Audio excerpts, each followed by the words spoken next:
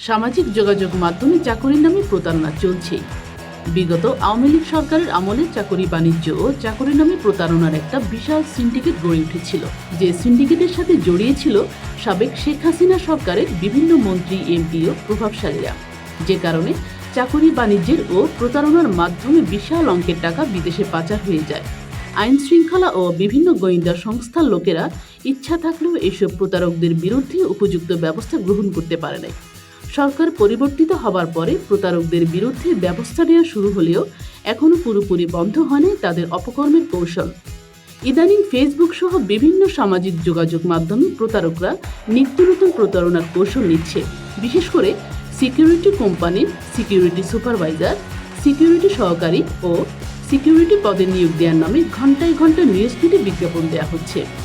বিভিন্ন জাতীয় দৈনিকে, এমনকি শীর্ষস্থানীয় দৈনিকেও প্রতারকরা প্রতারণার